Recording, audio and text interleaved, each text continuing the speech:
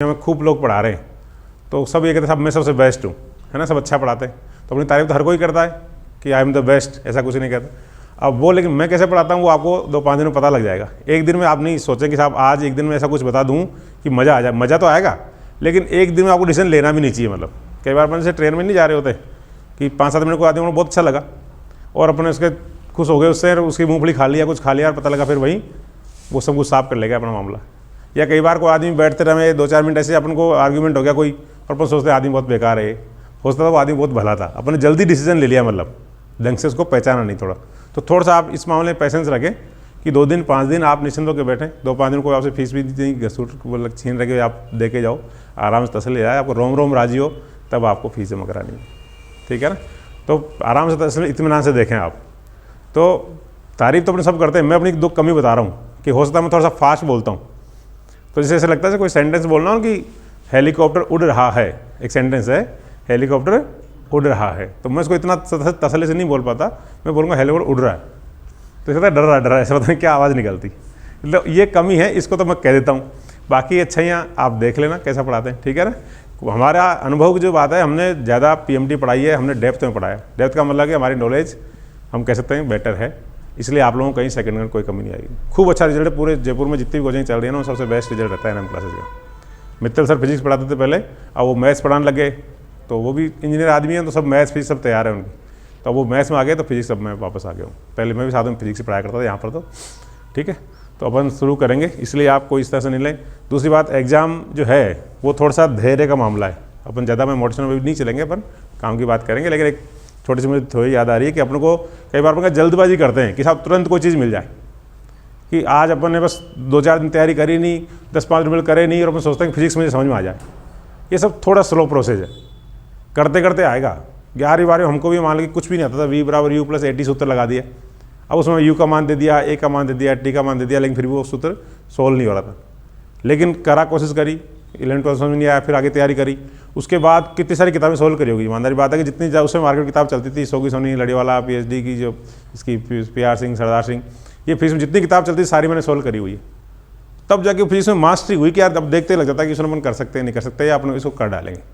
100 में से 90 क्वेश्चन तो हम ये टिक कर देते हैं कि भाई चलो ये कर सकते हैं अपन। मैंने, आप बिलीव करेंगे, RS में प्री एग्जाम, प्री से भी पास किया, मतलब फिजिक्स से भी पास किया हुआ और केमिस्ट्री से पास किया, दोनों से RS प्री पास किया हुआ है। RS मेंस भी दी हुई है और इधर फिजिक्स भी पढ़ाता हूँ और केमिस्ट्री पढ़ाता हूँ।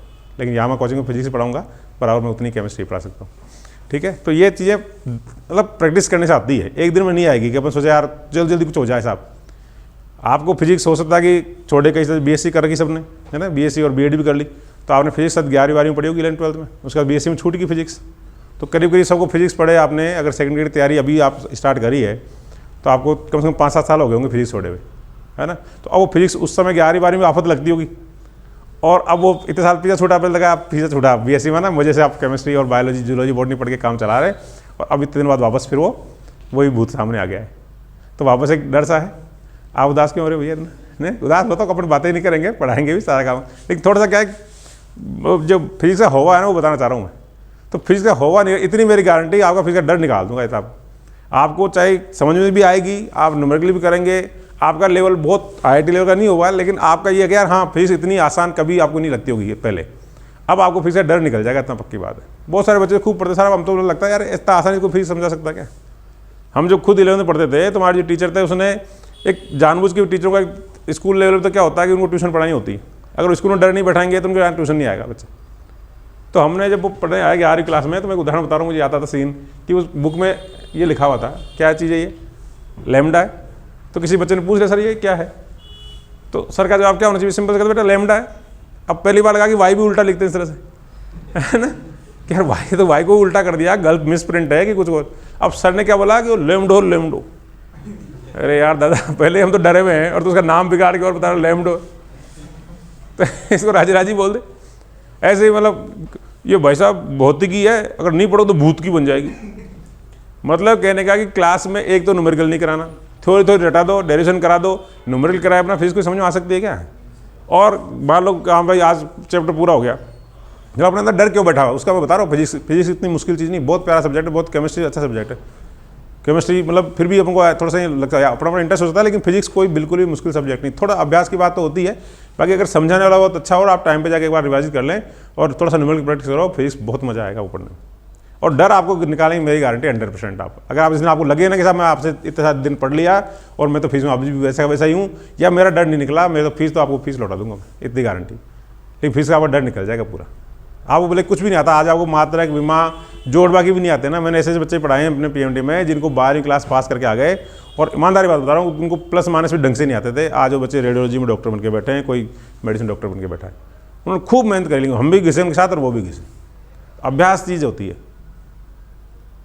तो थोड़ा सा ये कि चीज़ें आपको धैर्य मतलब ये है कि अभ्यास करनी पड़ेगा, डर मत बनाओ उसका, ठीक है ना। हमको हुआ जो 11वीं 12वीं से बना हुआ है कि हमको चीज़ समझ में नहीं आती, टीचरों को ट्यूशन का लालच होता है, इससे उन्होंने डरा दिया। क्लास में मैंने कहा जैसे क्लास में सर ट्यूशन करा रहे, तो किसी बच्चे ने कहा भाई हाँ चलो चैप्टर पढ़ लिया, अब इसका आज क्वेश्चन पूछ लो, जो एक दिन का मौका मिलता है आज जो पूछना पूछ वाल लो। बच्चे ने उसका करा ही नहीं हो क्वेश्चन, और थोड़े बहुत करे हो उसने जैसे करके कुछ क्वेश्चन कर लिया। अब मान लो बच्चे ने चौथा क्वेश्चन पूछ लिया अचानक से, तो चौथा पूछ लिया इसका मतलब तेरे को तीनों आते शुरू के। किसी बच्चे ने डराने का तरीका बता रहा हूँ कि हमारे अंदर फीस में थोड़ा सा हमको हावी क्यों है हमारे ऊपर, कि ऐसे ऐसे महानुभूति के बार मिल जाते हैं कि आपको फिजिक्स में चौथा क्वेश्चन पूछा तो तूने चौथा क्यों पूछा, मतलब तीनों पहले 3 आते हैं कि अब वो बच्चा हाँ ही करेगा, हाँ सब आते हैं, तो पहले तू 3 सोल्व करके दिखा। अब उसको बोर्ड में बुला लो, उसे 3 सोल्व का, बेचारा वैसे ही वो डर के अगली बार पूछेगा ही नहीं। तो ऐसे कहीं ना कहीं हमारा साल 2 साल निकल गई। कोई बच्चे जो होते हैं वो पीएमटी वगैरह में थोड़ी तैयारी कर ली तो उनका हो सकता है थोड़ा ठीक स्थिति हो। बाकी जो बच्चे 12वीं पास करके फिर कैसे अगर कॉलेज में एडमिशन आ गए तो फिर तो फिजिक्स पीछे ही छूट गया। 2 साल थोड़ा ठीक ठाक समझने लगे थे और उसके बाद वापस छूट गई, और फिर वो बीएड करते करते 5-7 साल में बिल्कुल वापस साफ हो जाता है। अब जब सिलेबस देखते हैं पूरा आरपीएससी का तो लगता है यार वही सारे चैप्टर, वही ग्रेविटेशनल, वही रेडिएशन, थर्मोडायनेमिक्स, इलेक्ट्रोस्टैटिक्स और वो सारे चैप्टर वो देख एक डर सा लगता है। आओ कोई डरने की जरूरत नहीं है, सारे क्वेश्चन पढ़ाई में से आएंगे, इतनी गारंटी है। मैं लेके आया हूँ पिछले 10 साल 2011 के बाद से सेकंड ग्रेड और फर्स्ट ग्रेड इवन दोनों में जो भी क्वेश्चन आए हुए हैं इस चैप्टर के, अपन सारे के तो अभी नहीं बता सकता, लेकिन इस तो वो सारे ऐसे लगता है यार बहुत आसान क्वेश्चन है, पढ़ने के बाद ऐसा लगता है। अब बिना पढ़े आप लोग चैप्टर को देखो तो पता नहीं लगता कहाँ से क्वेश्चन आ गए, सोल्व पता नहीं चल पा रहा। हर चैप्टर में वैसे ही क्वेश्चन आएंगे।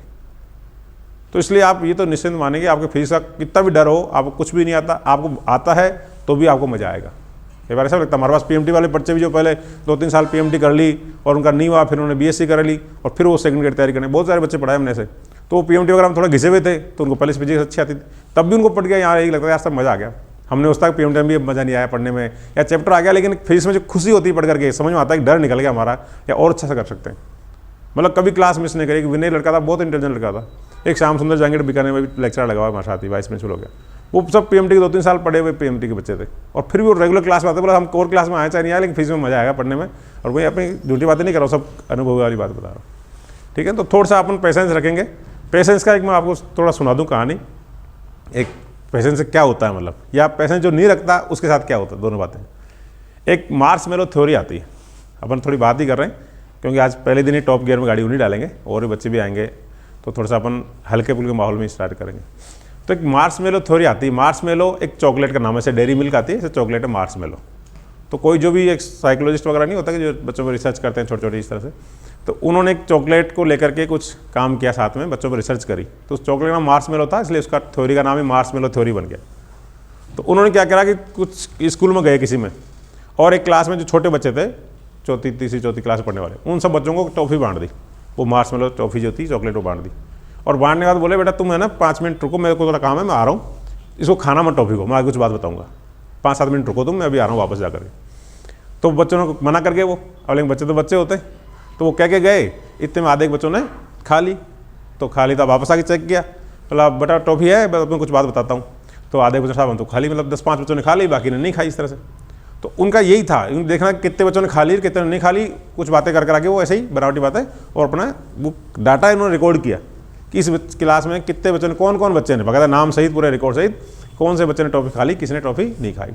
फिर ऐसे किसी दूसरी स्कूल में गए, तीसरी स्कूल में गए, अलग अलग क्लासों में गए, ऐसे हज़ारों क्लासों में जा करके उन्होंने वही टॉफ़ी दी मार्शमैलो, और सबको बाहर कह के निकले भाई 5 मिनट में आता हूँ और इसको आप खाना मत, मैं कुछ आगे बात बताऊँगा। जब तक वो लौटते थे हर क्लास में से कुछ बच्चे उसको खा जाते थे और कुछ बच्चे नहीं खाते थे। किसी क्लास में बहुत सारे बच्चे खा गए, किसी में थोड़े से बच्चे ने खाई, ऐसे करके ऐसे उन्होंने सालों तक उसको पूरा रिकॉर्ड रखा। जैसे मेंडल ने किया था ना, अपने पौधों प्रयोग किए थे, उसका पूरा रिकॉर्ड मेंटेन किया, और जिन जिन हज़ारों बच्चों पर उन्होंने उसको खिलाया उनका पूरा रिकॉर्ड रखा, उन बच्चों का फिर वापस 20 साल बाद 25 साल बाद जब लगा कि वो बच्चे अब जाके जिंदगी में कुछ किसी करियर बनाने वाली स्थिति में आ गए होंगे, तो वापस उन बच्चों के पास वो गए, मिले एक एक बच्चे से पर्टिकुलर। बहुत लंबा रिसर्च चलती है जब पता लगता है, और कहीं मैं ऐसी बनावटी बात नहीं कर रहा, पढ़ी हुई बात है अच्छी किताब में। तब उन्होंने देखा कि वापस उन बच्चों से पूछा कि अब वो करियर में ज़िंदगी में कोई बच्चा क्या कर रहा है, कोई नौकरी लग गया, कोई बिजनेस कर रहा है, कोई बिल्कुल गया बीता हो गया, कोई कुछ भी जो कर रहा था। तो वापस उन्होंने उसका एनालिसिस किया, और जब उन्होंने एनालिसिस तब उन्होंने देखा कि जो जो बच्चे टॉपिक खा गए थे वो बच्चे जीवन में बहुत बड़ा कुछ कर नहीं पाए। ठीक ठाक कोई एक आध अपवाद स्वरूप, जैसे मेंटल में अपवाद आ गया, कोई जीन परिवर्तन हो गया तो अपवाद निकल गया, वो अलग बात है। कि रिजल्ट जो ओवरऑल था कि जो जो बच्चे जल्दी टॉपिक खा गए थे वो जीवन में कोई बहुत बड़ा उपलब्धि हासिल नहीं कर पाए, और जिन बच्चों ने धैर्य रखा, 5-7 मिनट काम रुका, उन जीवन में वास्तव में उन्होंने अच्छा मुकाम हासिल किया। पूरी मैक्सिमम बच्चों ने ऐसा ही किया, एक आध उन्हीं को अपवाद हो सकता था, लेकिन तब उसने कॉन्क्लूजन निकाला कि जो बच्चा जीवन में 5 मिनट टॉपिक के लिए धैर्य नहीं रख सकता, सोचो किसी बड़े लक्ष्य के लिए वो क्या धैर्य रखे होगा। ये दुकान चलाने की मुझे ध्यान अच्छी तरह कि कोचिंग यहाँ खोली थी ना, तब सर ने बिल्डिंग ली थी, तब शुरुआत में ऐसी स्थिति बनी कि बच्चे भाई नई नई कोचिंग खोली, आप वहाँ से शिफ्ट हुए कुछ, तो बहुत दिनों तक बच्चे नहीं आए कोई कोचिंग, तो हमारा बहुत एक डाउन डाउन सा हो गया मामला। 6 महीने तक तो बिल्कुल लगा यार गलत कर दिया, या बिल्डिंग ले ली फलाना कर दिया। अब वो 6 महीने बाद धैर्य नहीं रखे, कितनी परिस्थिति आए, तो आज ये स्थिति हो पाती कि आज लाखों बच्चे पढ़ा दिए, हज़ारों बच्चे पढ़ा दिए, मतलब तो 6-5 महीने कैसे जगह के निकाले, दुख में रो के निकाले, हंस के निकाले, निकाल दिए, तो उसके बाद कितने साल से कोचिंग चल रही है। तो उसने कहा कि जो बच्चा 5-7 मिनट के लिए टॉफी खाने के धैर्य नहीं रह सकता, सोचो जब उसको किसी अच्छे काम के लिए कोई धैर्य रखना पड़ा होगा, कोई बिजनेस से बैठना पड़ा होगा, कोई दुकान खोली होगी, दुकान चलाने आपको एक एक गिलास को डील करना पड़ता है। आज मान लो तुम सामने 4 बच्चे बैठे हो, 10 बच्चे बैठे हो, 50 बच्चे बैठेंगे, तो धैर्य रखना पड़ता है कि आप जैसे कोई बिजनेस खोलो, चाहे पढ़ाई करो, चाहे कोई एग्जाम दो, उसके लिए थोड़ा आपको लगता है यार इसके लिए, इस काम के लिए आपको साल 6 महीने की तैयारी चाहिए ही चाहिए। ये न्यूमेरिकल आपको आता से आएगा, तो उतना आपको धैर्य रखना पड़ेगा और उसके लिए उतना प्रयास करना पड़ेगा। ये बात आप पल्ले गांठ बांध लो।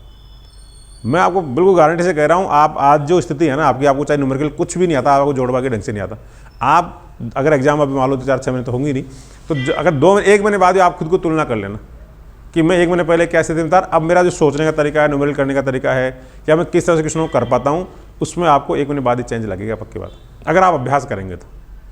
कोई बता दे तरीका हम बता रहे, घर जाके अभ्यास आपको करना है। न्यूमेरिकल आप करो, सीट हम देंगे बनी बनाई, उतने भी कर लो। इसके अलावा एग्जाम में तो ये कि आरपीएससी के या रीएसएसबी के ले लो, चाहे कर्मचारी चयन बोर्ड के ले लो, उनमें जितने भी एग्जाम हुए हैं, किसी भी एग्जाम में साइंस के अगर 2 क्वेश्चन, 5 क्वेश्चन, 10 क्वेश्चन भी आए हैं ना, उनको भी आपको कर लो। साइट पे सारे पेपर अवेलेबल है, आरपीएससी के तो हम दे ही देंगे जनरली, और भी कुछ हमको मिलेगा वो आप भी अगर कहीं से मिलता है कि यार पेपर पर यहाँ पर आया हुआ है, तो उनको क्वेश्चनों को जरूर करो, वो तो आपको है ही है। इसके अलावा हर चैप्टर के आप मान के चलिए कि अभी एग्जाम में समय है, तो आराम से आप समय पर आ गए। एक तो होता है बिल्कुल एग्जाम आगे साहब 1 महीना तब बच्चों ने ज्वाइन किया, तो समय ऑलरेडी कम है। एक बार समय पर आपने ज्वाइन कर लिया, मैंने चालू कर दी, तो आप थोड़ा सा समय दो, हर चैप्टर के लिए आप 100-150 क्वेश्चन भी कर जाओगे, तो आपका प्रैक्टिस बन जाएगी। मान के अपना जो कंपटीशन है सेकंड ग्रेड का, उसमें कोई ये नहीं कहा हज़ारों क्वेश्चन करें, आईआईटी लेवल का एग्जाम भी नहीं हो रहा, आईआईटी लेवल के बच्चे भी सब अपने से एवरेज बच्चे, और अधिकांश बच्चे एवरेज ही हैं। एवरेज में जो ज़्यादा मेहनत करता है ना वही निकलता है आगे, समय जो देता है, जो घिसता है वो निकलेगा। 1-2 बच्चे को टॉप आ गए, मान लो कोई पीएमटी दिया हुआ है, कोई आईटी दिया हुआ है, ऐसा बच्चा आ गया और उसने बीएससी करके फिर अब टीचर बनने की कोशिश कर रहा है, तो वो एक आध हो सकता है आपसे बहुत आगे हों, तो उनको छोड़ो आप। बाकी अधिकांश बच्चे एवरेज हैं, सबकी यही स्थिति है, उनको कुछ नहीं आता। पिछले 10 सालों में से जो स्कूलों में डरा चल रहा है कि बच्चा कैसे करके निकल के आ रहे हैं, तो उस हिसाब से सबको एक जैसी स्थिति है, बहुत ज़्यादा किसी की अच्छी स्थिति नहीं है। तो आप मान के चलो कि आप थोड़ा सा मेहनत करोगे तो उनसे आगे हो जाओगे डेफिनेटली। समझाना कैसे, एक्सप्रेशन जो तरीका है आपको खुद को लग जाएगा 2-5 दिन पढ़ करके, एक दिन में नहीं कर सकता। एक दिन शुरुआती के साथ हो सकता है बहुत बोरिंग भी लग जाए कि यार ये तो कोई हो सकता है मैटर ही नहीं आया, तो अब कोरा हंसा पे मैं ओवर एक्टिंग करूँ। आज जैसा कि यूट्यूब पर करते हैं ना कई लोग, आ जाओ आ जाओ आ जाओ जय महाकाल की, ऐसा करके वो धमाकेदार क्लास होगी, फलाना होगा। फालतू की ओवर एक्टिंग से कुछ नहीं होता, थोड़ी देर अच्छी लगती है, बाकी चीज़ समझ में नहीं आती है। तो थोड़ा एक दिन में हो सकता है कि अपन कोई क्लास कोई टॉपिक ऐसा आया नहीं जिसका कोई मजा भी नहीं आया, या कोई ऐसी हंसी मजाक वाली बात नहीं हुई, तो थोड़ा बोरिंग सा लग सकता है। लेकिन थोड़ा देखो लंबा चल के। इसका भी एक उदाहरण है, हमारे पास एक सेकंड ग्रेड हम तैयारी कर रहे थे पहले, 2011 वाली 12 वाली भर्ती की बात है। तो एक टीचर थे, वो ऑलरेडी 3rd ग्रेड में टीचर थे। अब वो क्लास में बैठे तो वो उनको थोड़ा बहुत आता होगा, अब वही शुरुआत कोई टॉपिक ऐसा चला साहब, उसमें ज़्यादा कोई इंटरेस्टिंग बात भी नहीं आया भाई। एक मैंने ट्रिक बताई कि वो कंजर्वेशन ऑफ मास वाला सिद्धांत दिया था, केमिस्ट्री में ध्यान हो तो लाओजियर ने दिया था, एक नाम सुना हो पे, तो लाओजियर ने कंजर्वेशन ऑफ मास वाला थ्योरी दे रखी थी। तो मैंने कहा कि इसको आप ऐसे याद कर लो कि लाओजियर को लाओ याद कर लो, और कंजर्वेशन ऑफ मास को मास को आप मास याद कर लो, मीट वाला मास, कि लाओ साहब मास लाओ खाएंगे, ऐसे कुछ ट्रिक से याद कर लो। जैसे गेलू शेक का तो उसका आयतन का सिद्धांत था, तो गेलू शेक है उसको ऐसे याद कर लो, जो गेलू मतलब गेले आदमी है, बावड़ा सा आदमी होता है, और शेक पिरा दुकान पे, और सेक का क्या हो रहा है, आयतन का सिद्धांत दिया था उसने, कांस्टेंट आयतन एक सूत्र होता है पी बराबर N R T, P V बराबर एन आर टी या म्यू आर टी जो होता है। तो इसमें अलग अलग है, कांस्टेंट टेम्परेचर पे क्या होता है, P inversely proportional to 1/v हो जाता है, या पी कांस्टेंट हो तो v प्रोपोर्शनल टू टी हो जाएगा, और ये v कांस्टेंट तो p प्रोपोर्शनल टू टी हो जाएगा। इसमें t कांस्टेंट हो गया, इसमें p कांस्टेंट हो गया, और ये v कांस्टेंट हो गया। ठीक है, ये मैं ऐसे ही चलते अपन बात कर रहे हैं थोड़ा सा देखने के लिए, अपना कोई टॉपिक का हिस्सा नहीं है अभी फिलहाल। तो p कांस्टेंट है, सॉरी आयतन कांस्टेंट ये वाला, तो कांस्टेंट आयतन पे ये चीज़ लागू होती है। ये नियम किसने दिया, गैलुस्टर्स ने दिया था, आता है फिर इसमें केटीजे वाला चैप्टर आएगा उसमें ये चीज़ आएगी कहीं ना कहीं। तो मैंने ऐसे ट्रिक बता दी भाई, देखो ये मैं आयतन कांस्टेंट है और ये नियम किसने दिया, गैलुस्टर्स ने। तो ऐसे याद कर लो आयतन, तो आयतन का मतलब कोई चीज़ भर रखा, कोई लिक्विड भर रखा होगा उसका आयतन है, एक गैले आदमी है, बावड़ा है मतलब, और वो बैठा बैठा सेक पी रहा दुकान पे आयतन भर भर के, मतलब 1 लीटर आयतन 2 लीटर आयतन गैले आ रहे हैं, तो उसको पता ही नहीं 1 लीटर पे गया 2 लीटर आयतन है। तो आयतन से आपको उसे याद आएगा ट्रिक, अब उसका ट्रिक आपको अभी समझ में नहीं आए कि आपको भी लगा, किसी को लगता है यार पता नहीं क्या बता रहा है, क्या ही पता नहीं क्या ही बोलने लग गया, है ना, ऐसा नहीं है। लेकिन ये चीज़ मालूम होता है, उस टाइम समझ में नहीं आई, फिर जब चैप्टर पढ़ता उनको लगा के आ रहे तो पता नहीं क्या पढ़ा रहा है, कभी कहता लाओ मांस लाओ, कभी कहता गैले आयतन पी रहा है। तो नीचे जाके उन्होंने मित्तल सर बोला, अरे सर आपको फिजिक्स वाले सर तो मज़ा नहीं आया, वो तो पता नहीं क्या क्या करते रहते। उन्होंने कहा भाई तू तो नया आया है, मैं तो 10 साल जानता हूँ, बहुत अच्छा पढ़ाते हैं और सारे बच्चे तारीफ करते हैं, तुमको होता कोई टॉपिक आप मेरे घर से कुछ दिन बैठो, तो चलो बैठ गए। फिर बाद में एक दिन खुद ही आकर के बोला सर मेरे से गलती, उस दिन मैंने आपकी कंप्लेन करी, मुझे पता नहीं कंप्लेन आप करी, मैं तो आई भी नहीं बात, लेकिन बोला सर वो लगा आप तो वास्तव में सर बहुत गजब पढ़ाते। तो ऐसा नहीं, आप थोड़ा सा कई बार मतलब 1-2 दिन में अपन 10 मिनट की क्लास ली, 20 मिनट की क्लास ली, उससे क्या पता चलता है। थोड़ा सा अपन लंबा चलेंगे, 2 दिन 5 दिन आप देखो, शैली जो है पढ़ाने की वो इंपॉर्टेंट होती है। पढ़ाने को सूत्र सब वही बताएंगे, वही बल का सूत्र एम ही बताएगा हर कोई नई चीज़ में कोई अलग चीज़ नहीं बताऊंगा, लेकिन एक जो समझाने का तरीका होता है और एक एग्जाम में क्वेश्चन कैसा आएगा उसकी जो पकड़ होती है, हमको क्या पढ़ना और क्या छोड़ना, वो जो है ना वो पकड़ इसका होती है ना, वो इंपॉर्टेंट बात है। ठीक है ना, इसलिए आप किसी चिंता नहीं करें, मन में किसी तरह का कोई दुराग्रह नहीं पालें।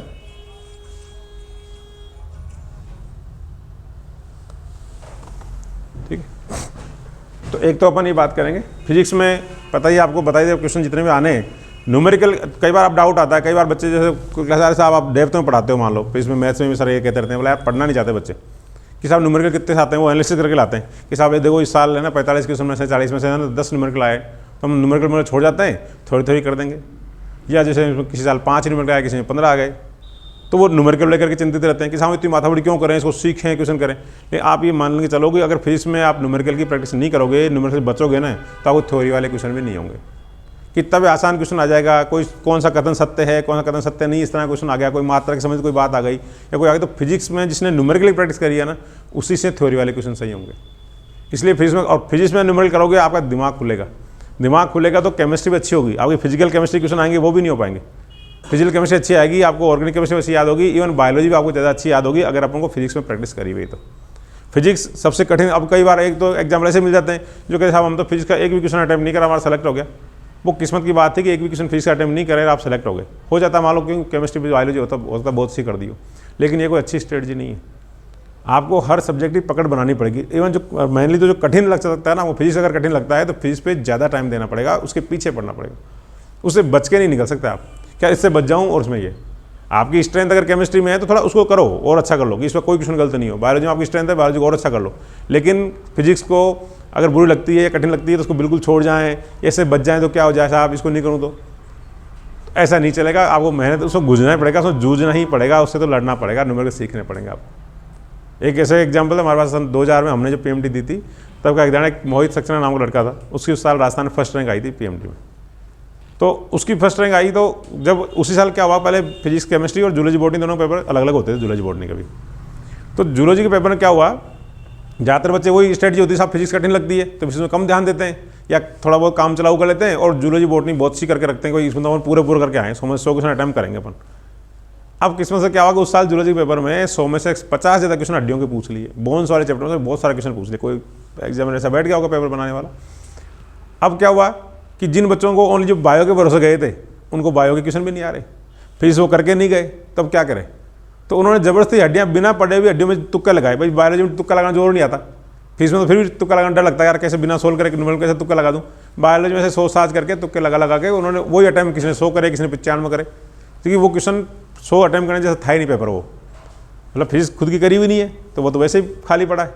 ऊपर से बायोलॉजी ऐसी आ गई जो खुद को किसी को नहीं आ रहा, तो वो वैसे ही उसमें तुक्के लगा लगा कर कराए। और मोहित सक्सेना जब फर्स्ट रैंक आई तो उससे पूछा तुमने बायोलॉजी में कितने क्वेश्चन अटैम्प्ट करे, असल मैंने बायोलॉजी में मालूम 100 में से, जूलॉजी में मात्र 56 क्वेश्चन अटैम्प्ट करे 100 में से। जो हर साल जो एक ट्रेंड था कि 100 में से तो 95 90 तो बच्चे बायो में अटैम्प्ट करते ही करते हैं, उसने फिजिक्स मतलब बायोलॉजी में मात्र 56 क्वेश्चन अटैम्प्ट करे और वो राजस्थान फर्स्ट रैंक आई। बहुत मुश्किल काम हुआ करता था PMT उस समय, आज के अब तो खूब थोड़ी सीटें ज़्यादा हो गई, पहले 600-700 सीट हुआ करती थी।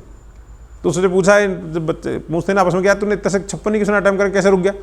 बोला मुझे पता है, मैं साल भर पढ़ा हूँ, तुम सभी मेरे साथ तो पढ़े हो, LL कहीं भी किसी कोचिंग में पढ़ा, तो बोला अधिकांश बच्चे यही तो सिलेबस पढ़ रहे हैं जो सब दुनिया में वही कोचिंग में चल रहा है, वही सब कुछ पढ़ा रहे हैं। तो अब लोग किसी भी कोचिंग में हड्डियों में तो इतना कोई टॉपिक पढ़ाया नहीं गया। मानव तंत्र आता है, फिजियोलॉजी पढ़ाते हैं तो मुख्य मुख्य बातें पढ़ाते हैं। हड्डी वाले क्वेश्चन को कोई भी टीचर ने किसी भी कोचिंग में इतना नहीं पढ़ाया होगा डेप्थ में जितने इस क्वेश्चन आ गए। तो मुझे पता अगर मैं नहीं कर पाऊँ तो ये अधिकांश बच्चे भी इस क्वेश्चन को नहीं कर पाएंगे, तो मैंने उनको छोड़ दिया। और जो मुझे फिजिक्स अच्छी आती थी फिजिक्स मैंने कर दी, केमिस्ट्री आती थी केमिस्ट्री कर दी, और बायोलॉजी मैंने फालतू रिस्क ली नहीं तो मैं टॉप कर गया। और जिनको फिजिक्स आती नहीं थी उनको मुश्किल से बायोलॉजी में रिस्क लेनी पड़ी।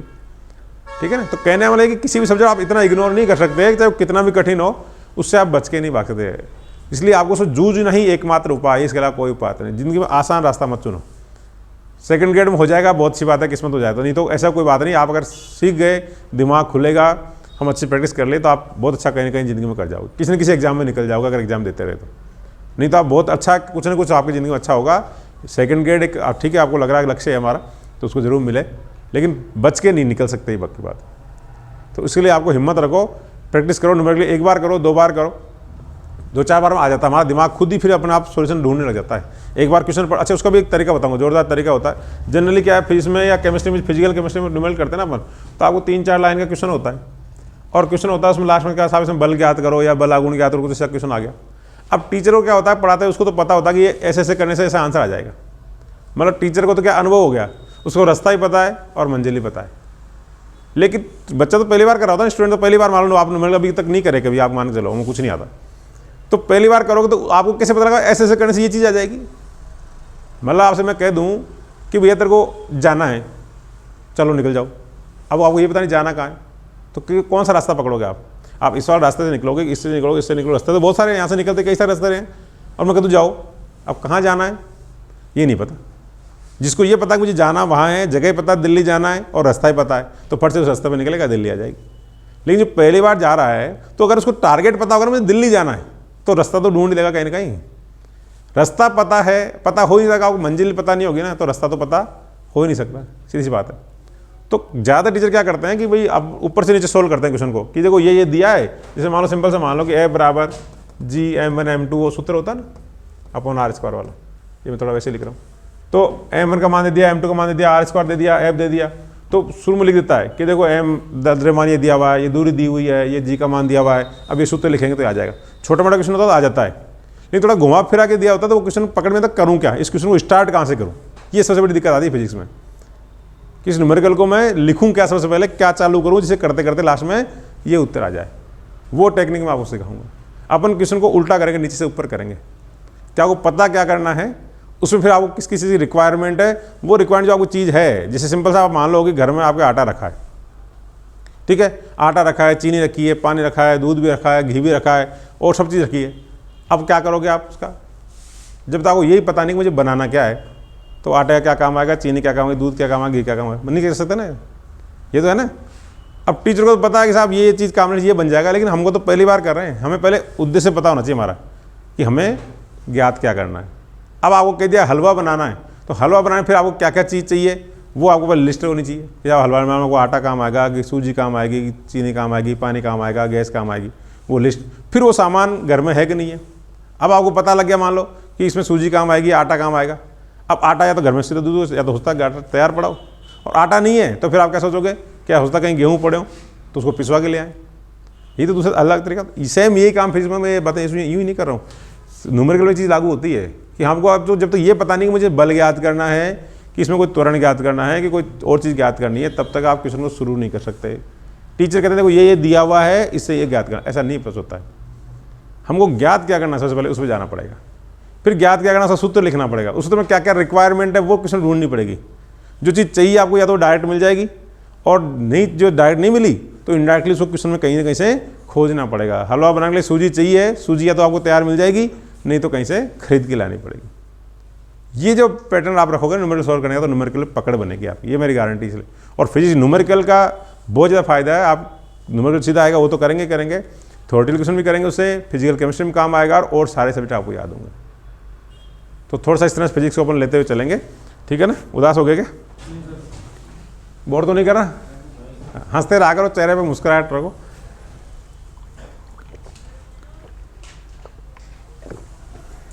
बाकी सारे काम कर देंगे जो ऑनलाइन वाले कर रहे हैं, नाच के भी दिखा रहे हैं, गा के भी दिखा रहे हैं, गाने भी सुना रहे हैं, शेर व शायरी भी सुना रहे हैं, लेकिन केवल उनसे काम नहीं चलता, पढ़ना ही पड़ता है मेनली।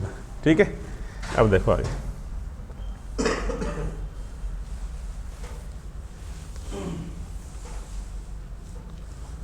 तो आज अपन फिजिक्स में स्टार्ट करें। तो मैं एक बार पहले आपको जो अब तक इस चैप्टर, अपना पहला जो चैप्टर है ना, कौन सा है? यूनिट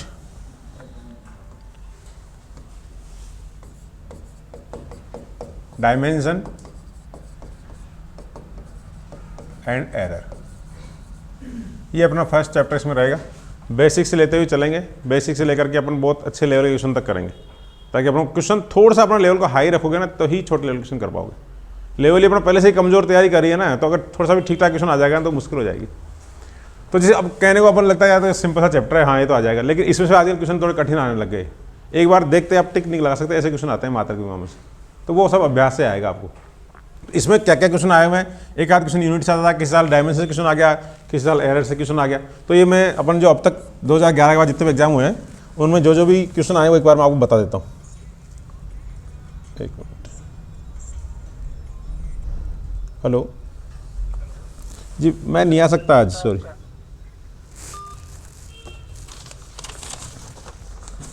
तो ये क्वेश्चन वैसे तो आपको लिखे हुए मिल जाएंगे सीट में, ठीक है।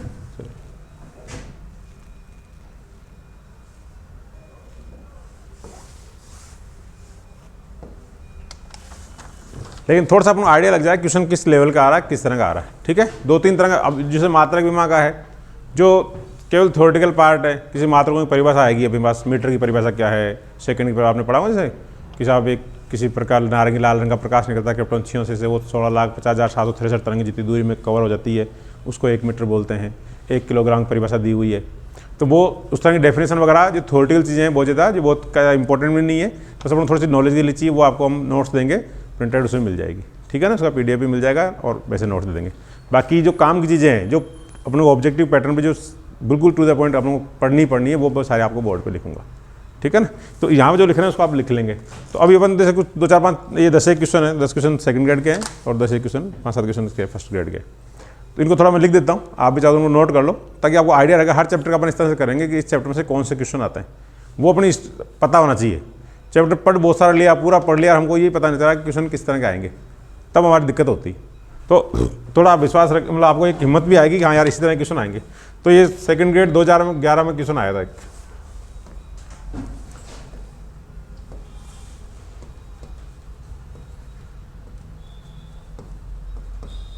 2011 में क्वेश्चन आया। इसमें पूछा क्वेश्चन है क्या, कुछ क्वेश्चन को मैं हिंट लिख रहा हूँ, कुछ को मैं पूरा डिटेल में लिख रहा हूँ। केवल अपन को ये पता लगाना है किस तरह के क्वेश्चन आएंगे, उसके बाद अपन चैप्टर स्टार्ट करेंगे, ठीक है ना। तो अपन को पूरे चैप्टर में ध्यान रहेगा हमें ऑलरेडी कि किस तरह के क्वेश्चन पूछे जाते हैं और हमें कितना अपना लेवल को लेके चलना है। बहुत आसान से क्वेश्चन भी आए हैं तो कठिन से कठिन क्वेश्चन भी आए हैं।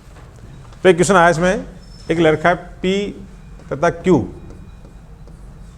2 भिन्न राशियां हैं, 2 डिफरेंट क्वांटिटीज। शॉर्ट में लिख रहा हूं मैं इसको, ठीक है। यहाँ पर गिवन है P and Q are 2 different quantities. तो इनके लिए क्या चीज सही है, तो इनके लिए क्या सही है। ऑप्शन ए था P + Q, B is P - Q, C is P/Q and D is 1 - P/Q। Question unit dimension का ही है, ठीक है। लेकिन अब इसमें क्या पूछा, P और Q कई काल्पनिक राशियां हैं, है ना, ऐसे मान लिया इमेजिनरी, और वो दोनों अलग अलग राशि है। तो अब ऑप्शन में देखना कि इनमें क्या चीज़ सही है इनके लिए, यानी इस पी और क्यू के लिए क्या चीज़ सही है। इसमें दोनों को ऐड कर रखा है, इसमें दोनों को सब्ट्रैक्ट कर रखा है, इसमें इनका रेशो निकाल रखा है, इसको 1 माइनस उस रेशो को कर रखा है इस तरह से। तो अब इसमें क्या स्टडी लगाएं, ये क्वेश्चन आया हुआ है। ऐसे क्वेश्चन बहुत मुश्किल नहीं है, एक कॉन्सेप्ट पकड़ना, उसके बाद सारे क्वेश्चन सॉल्व हो जाएंगे। ऐसा और भी 1-2 बार आया इस तरह क्वेश्चन, ठीक है। ये 2011 में आया हुआ। करना क्या था, सिंपल सा मैं बताऊंगा ये आगे कि सिंपल सा कॉन्सेप्ट होता है कि अपन दोनों को ऐड कर रखा है, सब्ट्रैक्ट कर रखा है, तो एडिशन और सब्ट्रैक्शन सेम डायमेंशन वाली क्वांटिटीज में ही हो सकता है। जिन राशियों की विमाएं समान है उन्हीं को जोड़ या घटा सकते हैं, ठीक है ना। तो वो जैसे मान लो सिंपल सी बात है कि अभी आप किसी भी एक जन की हाइट ले लो, किसी की हाइट मान लो 6 फीट है और उसका वजन 80 किलोग्राम है। अब दोनों को ऐड करो, कितना हो गया, 6 फीट हाइट है और 80 किलोग्राम वजन है, तो ऐड करके कितना हो गया जी, 86 हो गया ना। 86 क्या हो गया, 86 फीट का हो गया कि 86 kg का हो गया, नहीं क्या आंसर नहीं आया। दोनों कर ही नहीं सकते, फीट हाइट अलग चीज़ है और वेट अलग चीज़ है। ऐसी चीज़ों को अलग, दो अलग अलग क्वांटिटी है, उनको ऐड ही नहीं कर सकते आप। तो ये कह रखा है पी और क्यू दोनों क्या है, भिन्न राशियाँ, डिफरेंट क्वांटिटीज हैं। तो यहाँ इनको प्लस कर रखा है, यानी ये तो हो ही नहीं सकता, प्लस नहीं हो सकता। ये सब मैं क्या एग्जाम्पल लेकर के अपना थोड़ा आइडिया दे रहा हूँ, बाकी चैप्टर जो पूरा पढ़ेंगे इनको अलग से लिखाऊंगा, मेंशन कराऊंगा और एग्जाम्पल लेंगे तो एकदम आपकी प्रैक्टिस हो जाएगी। मैं केवल एक बार क्वेश्चन का लेवल बता रहे हैं, डायरेक्ट क्वेश्चन चैप्टर स्टार्ट कर दें और उनको ये पता नहीं क्वेश्चन किस लेवल का आ रहा है, वो आपको पकड़ बनानी है। ऐसे यहाँ माइनस कर रखा है पी माइनस क्यू, तो इनका सब्ट्रैक्ट भी घटा भी नहीं सकते। वजन में से लंबाई कैसे घटा सकते हैं, ठीक है ना। अभी मान लो आपको पढ़ते हुए 15 मिनट हो गई, 20 मिनट हो गई और आपके जेब में 100 रुपये हैं, अब बताओ टोटल कितना हो गया। तो 100 रुपये एक अलग क्वांटिटी हो गई, पढ़ते 15 मिनट का क्या लेना देना नहीं है ना। ऐड किसको कर सकते हैं और सब्ट्रैक्ट किसको कर सकते हैं, चीज़ सेम हो। पैसे में पैसे ऐड हो सकते हैं, टाइम में टाइम ऐड हो सकता है, फोर्स में फोर्स ऐड हो सकता है, वो चीज़ें हैं। लेकिन रेशो किसी का भी निकाल सकते हैं। जैसे डिस्टेंस अपॉन टाइम, दूरी बटा समय करेंगे तो क्या आ जाएगा, वेग आ जाएगा। तो किसी को रेशो निकालने से, इस तरह से लिखने से, भाग देने से, एक राशि में दूसरी राशि का भाग देने से, डिवाइड करने से, या दो अलग अलग राशियों को मल्टीप्लाई करने से तीसरी नई राशि आ सकती है। तो ये काम हो सकता है और फिर वापस इसको 1 में से माइनस नहीं कर सकते उस रेशो को, तो वो भी सही नहीं था, इसलिए इसका ये आंसर सही था। तो ये 2011 में आया था जब हमने दिया था सेकंड ग्रेड वाला एग्जाम, ठीक है।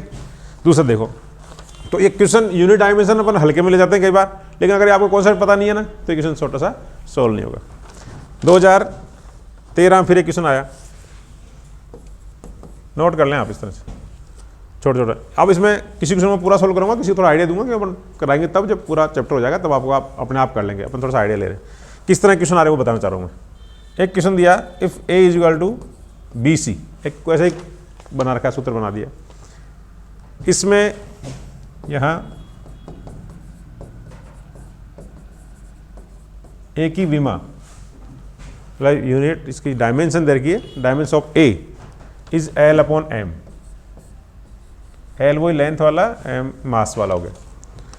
एंड सी की विमा, डायमेंशन ऑफ सी ये दे रखा है एल अपॉन टी। तो बी की विमा बतानी, ठीक है। तो यहां पर वही है, एक काल्पनिक क्वेश्चन दिया हुआ है। डायरेक्ट मात्रक वाले चैप्टर का मतलब ये नहीं कि सीधा से आपसे केवल मात्रक की मात्रक पूछेगा, जैसे बल का मात्रक ये है बताओ, आवेग का मात्रक क्या है, ठीक है, यूनिट का मतलब फोर्स की डायमेंशन यूनिट क्या हो गई, मोमेंटम की यूनिट क्या हो गई, मैग्नेटिक फील्ड की यूनिट क्या हो गई, इलेक्ट्रिक फील्ड की यूनिट क्या हो गई। ऐसे क्वेश्चन नहीं आएंगे, सीधा मात्रक पूछने वाले क्वेश्चन तो ईमान को नहीं आएंगे। सीधा सीधा मात्रक पूछने वाला क्वेश्चन बिल्कुल 9-10 क्लास के लेवल का क्वेश्चन होता है, वो क्वेश्चन नहीं आएंगे, ठीक है। तो वो छोटी के बाद आपको थोड़ा सा घुमा फिरा करके यूनिट और तो इसमें से क्या करना है, A is equal to B into C, यानी बी और सी को मल्टीप्लाई करने से ए आता है। तो बी और सी की डायमेंशन को मल्टीप्लाई करने से ए की डायमेंशन आएगी। तो आपको उसमें ए की गिवन है और सी की गिवन है, तो ए में सी से डिवाइड कर दो तो बी की डायमेंशन आ जाएगी इस तरह से, ठीक है। तो ये थोड़ा सा करना अपने को, ए की डायमेंशन एल अपॉन एम लिखेंगे, सी की इसके नीचे एल अपॉन टी लिखेंगे, तो बी की डायमेंशन आ जाएगी। ऑप्शन दिए हुए हैं, अभी केवल हिंट दे रहा हूँ क्वेश्चन के लिए, डिटेल तो अपन और पढ़ते पढ़ते जब प्रैक्टिस करेंगे तो मैं चाहूँगा कि आप खुद इन क्वेश्चनों को कर पाएँ, ठीक। नेक्स्ट ऐसे एक क्वेश्चन आया 2013 में ही, 2013 में। ये क्वेश्चन कई बार आ रहा है, ये फर्स्ट ग्रेड में आया हुआ क्वेश्चन है और सेकंड ग्रेड में क्वेश्चन आया हुआ, आपको थोड़ा ढंग से रट लेना है। म्यू नोट एप्सिलॉन नोट का मात्रक किसके समान है। Mu naught epsilon not, multiplication इनका। म्यू नॉट क्या है, निर्वात की पारगम्यता और विद्युतशीलता। म्यू नॉट चुंबक क्षेत्र में काम आता है, ये आगे आ जाएगा, आपको इसमें अभी चिंता करने की जरूरत नहीं है। चुंबकीय पारगम्यता और विद्युतशीलता, परमिबिलिटी और परमिटिविटी, दो चीज़ होती है, परमिबिलिटी और परमिटिविटी। तो ये इनकी यूनिट किसके इक्वल होगी, इन दोनों का मल्टीप्लिकेशन किसके यूनिट के इक्वल होगा, तो वो अलग अलग। अब ऑप्शन कैसे दिए इसमें, वेग स्क्वायर के इक्वल होगा, बी ऑप्शन है 1 वेग स्क्वायर के इक्वल होगा, सी ऑप्शन है वेग के अंडर के इक्वल होगा, डी ऑप्शन है वेग के 1 वेग के अंडर के इक्वल होगा, इस तरह से। तो इसकी यूनिट नहीं पूछ रहा है, इसकी यूनिट तीसरी कौन सी क्वांटिटी के इक्वल होगी, इस तरह से पूछता है। थोड़ा सा घुमा दिया है, तो यूनिट ही पूछना है। अब इसकी यूनिट आपको डायरेक्ट याद नहीं है, कि यूनिट याद नहीं करनी, इसका रिलेशन देखो किससे रिलेशन। वेग पूछा मतलब वेलोसिटी होगी, वेलोसिटी का इसका क्या रिलेशन है, तो वो अपने याद होना चाहिए। वेलोसिटी इक्वल टू 1 ये जैसे होता है ना light velocity, C equal to होता है 1 under root mu naught epsilon naught, 1 under root mu naught epsilon, ये फॉर्मूला होता है। तो ये इनमें रिलेशन हो गया, इस रिलेशन से आप ये निकाल सकते हैं। हमें क्या निकालना है, म्यू नॉट एप्सिलॉन नॉट। यहाँ क्या लिखा है, म्यू नॉट एप्सिलॉन नॉट, वो भी नीचे है और अंडर रूट मोर में। तो इसको क्या करेंगे, इसको आपको पूरे को इधर लाना पड़ेगा। मैं अभी एक तरह से आप मान के चलो चैप्टर नहीं पढ़ा रहा हूँ, सिस्टम जब पढ़ेंगे तो ये सब करना आ जाएगा। थोड़ा सा अपन क्वेश्चन किस लेवल के आ रहे हैं, थोड़ा क्या करना होता है वो बता रहे हैं। तो यहाँ हो गया म्यू नॉट एप्सिलॉन नॉट, इसका अंडर रूट, ये जब नीचे वाला ऊपर हो जाएगा तो ऊपर वाला उधर नीचे आ जाएगा। जो प्लस का साइन होता है ना, जब इसे साइड शिफ्ट करते हैं तो जो चीज़ इधर प्लस में होती है वो दूसरी तरफ माइनस में जाती है, और जो माइनस में होगी दूसरी तरफ जाकर के प्लस में जाएगी। दूसरा जो ऊपर होता है वो दूसरी तरफ जाएगा तब नीचे जाएगा, और जो नीचे होता है वो दूसरी तरफ आने पे ऊपर आ जाएगा। तो ये जो नीचे वाला इधर था, इस साइड में ये नीचे था, तो वो तो इधर आके किस में आ गया, ऊपर, और जो इधर ऊपर था वो कहाँ चला गया, नीचे। तो ये हो गया 1/c। अब हमें यहाँ रूट में नहीं पूछा है, ये बिना रूट के पूछा है, तो इसका रूट हटाना है, तो क्या करें, डिलीट करते हैं इसको यहाँ से। ऐसा नहीं कर सकते ना, इस आप बोल रहे हैं उसको बटन को यूज़ करो और डिलीट उसको हटाने का मतलब है इधर का रूट हटाएंगे, यानी इसके लिए स्क्वायर करेंगे, इसको स्क्वायर करेंगे तो इसका भी स्क्वायर, दोनों साइड में सेम काम होगा। तो इसलिए दोनों तरफ क्या कर देंगे, स्क्वायर करेंगे, या यहीं करता हूँ स्क्वायर, इधर भी कर दिया और इधर, तब तो इसका तो रूट का स्क्वायर हो गया ओनली, ये बचेगा, और 1/c स्क्वायर। c मतलब वेलोसिटी, वेग हो गया, तो 1 वेलोसिटी का स्क्वायर, ये ऑप्शन ठीक है। तो हमने तो वेग की भी वहाँ पूछ रहा है सीधा, वेग का मात्रक नहीं पूछ रहा, म्यू नॉट एप्सिलॉन का मात्रक नहीं पूछ रहा, वो इनका कंपेरिजन वेग से करा के पूछ रहा है। चीज़ें वही है, लेकिन थोड़ा घुमा फिरा के पूछ रहा होता है। ये आपके सेकंड ग्रेड में आया हुआ क्वेश्चन है। और देखो उतार लेके एक सीधा सा क्वेश्चन आया इसी में, 2016 में आया, सॉरी सेकंड ग्रेड 2016 में क्वेश्चन आया हुआ, सिंपल सा आवेग का विमेय सूत्र पूछा है। आवेग का विमेय सूत्र, dimensional formula equation of momentum. तो आवेग क्या चीज़ है, थोड़ा सा सूत्र याद रखना पड़ेगा। आवेग और संवेग इन दोनों का यूनिट एक ही होती है। संवेग में परिवर्तन को ही आवेग कहते हैं, ठीक है ना। तो आवेग जो है उसको डेल्टा पी बोलेंगे, तो डेल्टा पी का मतलब चेंज इन मोमेंटम हो गया, संवेग में चेंज हुआ। अब संवेग में चेंज हुआ परिवर्तन, तो आप जैसे मान लो P2 माइनस P1 कर दो, तो माइनस किसको कर सकते हैं, जिनकी विमाएं समान होती है। तो जो P1 की विमा है वही P2 को होगी, और जो इनकी है वही इसके डिफरेंस क्या आएगी। भाई माइनस करेंगे आप, रुपये में से रुपये घटाओ तो रुपये तो आएंगे, मास में मास घटाओ तो मास ही आएगा। पहले आपका वजन था, मान लो लेके चल रहे थे 100 किलोग्राम वजन, फिर आपने 80 किलोग्राम वजन कहीं गिरा दिया तो कितना बचा, 80 बचा, 80 बचा। तो मास में से मास माइनस किया तो मास ही आएगा, टाइम में से टाइम माइनस किया तो टाइम ही आएगा, या टाइम में टाइम ऐड किया तो टाइम ही आएगा। इसलिए ये भी मोमेंटम है, यही मोमेंटम है, तो ये भी इसकी भी यूनिट क्या आएगी, मोमेंटम आएगी। तो इसमें ये चेंज जो होता है मोमेंटम में, इसी को आवेग बोल देते हैं, तो यूनिट वो आएगी। अब इसकी यूनिट आपको इस समय की पता होगी, P = क्या होता है, m × v, इससे निकाल सकते हैं, ठीक है, या A = dp/dt, उससे भी निकाल सकते हैं, डेल्टा P/डेल्टा t, इससे भी आप इसको निकाल सकते हैं। तो ये थोड़ा सा देखना पड़ेगा क्वेश्चन किससे रिलेटेड है, कौन सी राशि से जुड़ा हुआ है। वेरी सिंपल सा। अब ये विमाओं को किसी को भी रटना नहीं है, 2-4 जो बहुत फेमस है जिनसे अपन को और चीज़ों को निकालने में हेल्प मिलेगी, उनको अपन रट लेंगे। बाकी किसी भी चीज़ की बीमा ऐसे लिस्ट में नहीं रटनी कि मात्रा वाला पार्ट लेके बैठे, कोई किताब ले ली उठा ली, उसमें बहुत सारी यूनिट्स की लिखी होती है, मतलब भौतिक राशि निकली, तो वो आपको एक एक लिस्ट में नहीं रटनी है। कोशिश करते करते अपने आप कोई बिना कोशिश मतलब वैसे रट गई पढ़ते पढ़ते तो ठीक है, उसको भूलने की कोशिश नहीं करनी। लेकिन 2, 5, 4 जैसे बल की हुई, ऊर्जा की हुई, आवेश की हुई, धारा की, 5, 7 राशियाँ ऐसी है जिनकी आप बीमाएँ रट लेंगे तो बाकी की हेल्प हो जाएगी, बाकी को निकालने में। बाकी किसी की भी लिस्ट बना के बीमा रटनी नहीं, इसकी भी नहीं रटनी। आवेग का पूछा तो इतना सा हाथ के हाथ सोल्व करना आना चाहिए, ये भी ध्यान रखें आप। फिजिक्स हो चाहे केमिस्ट्री हो, आपको छोटी मोटी डेरिवेशन उसी समय करनी आनी चाहिए, हर चीज़ रट नहीं सकते। आगे देखो, अब जो क्वेश्चन आता है सबसे अच्छा वाला, 2016 में ही एक और क्वेश्चन आया। एक है F equal to AT plus BT square. 2 बार आया क्वेश्चन है, ऐसा ही क्वेश्चन फर्स्ट ग्रेड में आया है और ऐसे सेकंड ग्रेड में आया है। इसमें आपसे A और B इनकी बीमा पूछा है एंड B की बीमा, डायमेंशन पूछी इसकी, dimension of A and B। तो इसमें कैसे करें? अब A और B का कोई नाम दिया होता है तो उसका हम रटी भी लिख देते कि A साहब फोर्स है तो मैं M1 L2 T L1 L1 T-2 लिख देते। अगर आपको पता होता कि B जो है कोई कार्य है तो आप रटी भी लिख देते। यहाँ तो A और B का नाम तो पता ही नहीं है और आपसे बीमा पूछ रहा है, तो कैसे लिखेंगे? तो उसके लिए आपको जो मेथड है सबसे इस पूरे चैप्टर में अपन को सीखने वाली चीज़ आ रही है वो यही है। इस्तेमाल हो इस तरह के जो क्वेश्चन आते हैं जिनमें कोई काल्पनिक राशि जुड़ी होती है, A B X Y Z कुछ जोड़ दिया और उसकी बीमा पूछता है पूरा, तो उसके लिए एक ही मोटा कॉन्सेप्ट है कि अपन अभी क्या पढ़ा कि समान डायमेंशन वाली चीज़ों को क्या कर सकते हैं, ऐड कर सकते हैं या उन्हीं को हटा सकते हैं, माइनस कर सकते हैं। और ऐसे ही कोई पूरा इक्वेशन है तो उसमें जितने भी अलग अलग स्टेप ये पद हैं अलग अलग, हर पद की यूनिट सेम ही होनी चाहिए। इसमें 80 में BT स्क्वायर को जोड़ रखा है, ऐड कर रखा है, इसके मतलब पूरे 80 की बीमा वही होगी जो पूरे BT स्क्वायर की है, और इस BT स्क्वायर वही होगी जो F की है, क्योंकि ये इसके इक्वल तो है। इन दोनों को ऐड करने से क्या आएगा, F ही आएगा। तो जब इन दोनों जोड़ने से F आ रहा है, मतलब इनकी बीमा किसके बराबर होगी, F के इक्वल होगी। मास में मास जोड़ के मास ही आता है, टाइम में टाइम जोड़ने से 3 मिनट में 6 मिनट जोड़ेंगे तो कितना आएगा, 9 मिनट ही तो आएगा, कुछ और सीधा किलोग्राम तो नहीं आ जाएगा कि 3 मिनट और 4 मिनट जोड़ के कभी 9 किलोग्राम ऐसा कुछ आया क्या? तो अलग डायमेंशन अलग मात्रा तो आ ही नहीं सकता ना।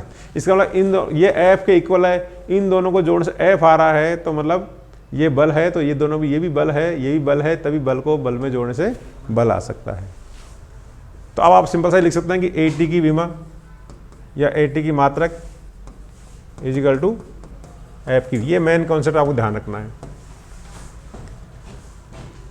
किसी एक सूत्र में, एक इक्वेशन में समान विमाओं वाली चीज़ को ही ऐड कर सकते हैं या उसी को माइनस कर सकते हैं। तो अब इस तरह अब आपको 80 A की निकालनी है ना, तो उसमें T यहाँ टाइम दे रखा है, गिवन है T इज टाइम। तो A की बीमा क्या हो जाएगी, इजिकल टू F की बीमा अपॉन T की बीमा। ठीक है, अब F के अपन याद रख लेते हैं या और इसको भी निकाल लेंगे। F equal to M1 L1 T-2। थोड़ा पड़ा होगा, वो भी मैं बताऊंगा, ऐसी बात नहीं है। तो शुरुआत से कराऊंगा तो बाकायदा द्रव्यमान भी लेंगे, लंबाई भी लेंगे, एक एक करके से 1 बाय 1 पढ़ेंगे और ये T की वहाँ पर लिख देंगे, उससे आ जाएगा। ऐसे BT स्क्वायर की भी किसके इक्वल हो जाएगी, F के इक्वल हो जाएगी, तो इससे B की। इस तरह के क्वेश्चन आते हैं जो थोड़ा घुमा फिरा के आते हैं। इसको और जटिल किया जा सकता है, कई बार को आइडिया नहीं लग रहा होता है किसको कौन किसके बराबर है, क्या मानूं, समझ में नहीं आ रहा होता है, इसका अभ्यास करने की आपको जरूरत है। तो ये आया क्वेश्चन है। ऐसे ही इसी साल एक एरर का क्वेश्चन आया। एरर अपन इसी चैप्टर का टॉपिक वो है, तो उसको अपन अलग से पढ़ेंगे। इतना लिख लो कि एरर का मतलब एक क्वेश्चन किसी साल एरर पूछ लेता है, किसी साल डायमेंशन पूछ लिया, किसी साल यूनिट पूछ लिया, कई बार 2 क्वेश्चन आ गए, 1 क्वेश्चन आ गया, ऐसे चलता रहता है। तो एरर का भी क्वेश्चन आया हुआ। एरर में ये पूछा था कि आपको जैसे कोई गोला है, उस गोला स्फेयर है, मतलब उसका आयतन नापते हैं, तो आयतन की एरर दे रखी थी, इसमें गिवन है ये। तो इसका जब क्षेत्रफल नापेंगे, एरिया नापेंगे, उसमें कितनी एरर आएगी। वॉल्यूम का मतलब मेजर करने में जो एरर आती है वो गिवन है, तो एरिया मेजर करने में कितनी एरर आएगी, इस तरह क्वेश्चन दिया हुआ है। तो एरर निकालने का अपना तरीका है, ओपन जब टॉपिक आएगा जब बताएंगे इसको, ठीक है। इतना ध्यान रख लो फिलहाल कि इस तरह क्वेश्चन आते हैं एरर निकालने वाले। नेक्स्ट देखो,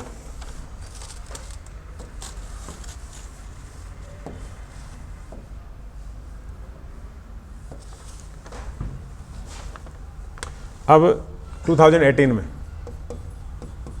इसमें क्वेश्चन आया, सिंपल क्वेश्चन था, रूट एल सी की यूनिट पूछी आपसे, डायमेंशन पूछी, सॉरी। हिंदी में बोलते हैं विमा, इंग्लिश में डायमेंशन। इसकी डायमेंशन पूछिए। अब ये जैसे कुछ बहुत फेमस हैं, रूट LC हुआ, अभी बताया था under root mu naught epsilon naught वाला, कुछ बहुत सारे ऐसे अलग अलग दिखने को आपको अलग अलग दिखेंगे, लेकिन सबकी यूनिट सेम ही होती है, वो थोड़ा सा आप याद भी कर सकते हो। तो रूट LC जो है ऐसे 3 संबंध हैं, हो गया बेटा? चलो, एक RC, एक रूट LC और एक L/R। ये 3 ऐसी क्वांटिटी जिनके सबकी सेम यूनिट है। ये रामचंद्र जी हैं, 22 तारीख को आएंगे। और रूट LC, इसको आप लालचंद याद कर लो, ये ऐसी ट्रिक है आपको याद हो जाएगी। और लालचंद जी कैसे हैं? मूंछ वाले हैं। और ये लाला राम जी हैं। ये सब बिल्कुल टाइम पे आएंगे 22 तारीख को, समझ रहे हो ना? मतलब तो टाइम पे क्यों आएंगे? टाइम का मतलब इन सब की जो यूनिट है वो क्या है? समय ही है। तो इनकी डायमेंशन क्या हो जाएगी? T1। RC, रूट LC और L/R। ठीक है, कैसे भी याद कर लो। RC मतलब रामचंद्र याद कर लो, अंडर रूट LC मतलब ये लालचंद, लेकिन ये अंडर रूट है तो उसको आप ऐसा लगा मूछें हैं इसकी, तो लालचंद मूछों वाला और लाला राम। ठीक है, इन तीनों के कैसे आदमी हैं? जो बिल्कुल टाइम पे आते हैं। वो रामचंद्र से याद रखना कि बिल्कुल टाइम पे आ गए। इस तरह से कुछ भी आप हिंट बना के, क्या होता है कि कोई चीज़ आप सीधे सीधे नहीं रट सकते, आप बहुत मुश्किल होता है सीधा आपको सूत्र ऐसे। अभी एक दिन में आपको लगा साहब लाला रामचंद्र याद करूँगा तो मैं सीधे रट लूँगा, 1-2 दिन याद रहेगा, फिर साफ हो जाएगा। नहीं ट्रिक से वो लंबे समय तक याद रहेगा आपको। तो ये सब समय पाने का मतलब इनकी यूनिट क्या है? टाइम की यूनिट है। अब वो क्वेश्चन कैसे पूछ ले आपको, कभी आपको कह देगा 1/रूट LC की यूनिट बताओ, कई बार वो कह देगा R/L की बताओ। हमने रट का लाला राम, यानी L/R रट का वो टाइम है, तो R/L कर दिया तो क्या हो जाएगा? टाइम का इन्वर्स हो जाएगा। रूट LC का टाइम है तो अंडर रूट 1/LC का क्या हो जाएगा? टाइम का इन्वर्स हो जाएगा। आवर्ती, ये टाइम है तो ये आवर्त काल केवल है, 1/T हो गया तो आवर्ती केवल हो गया। उसको घुमा फिरा कैसे बोलो, मेन जो चीज़ है ना उसको पकड़ लो, मरम पकड़ लो, बाकी सब सही हो जाता है। फिर कैसे घुमा फिरा के पूछ, ठीक है ना? तो इस तरह से आपको करना है। और 2-4 क्वेश्चन है जो अपन नेक्स्ट कल अपन कर लेंगे, ठीक है? और मैंने पहले दिन क्या कहा, कई बार क्या होता है अपन कोई चीज़ आ रही होती है तो लगता है आसान सा काम था, इसमें कौन सी बड़ी बात है, या नहीं आया तो वो एक आदमी के लिए बहुत मुश्किल भी हो सकता है। 2-5 दिन आप देखो, मज़ा आएगा। डर आपका फिर से निकाल दूंगा, इतनी गारंटी। ठीक है, थैंक यू।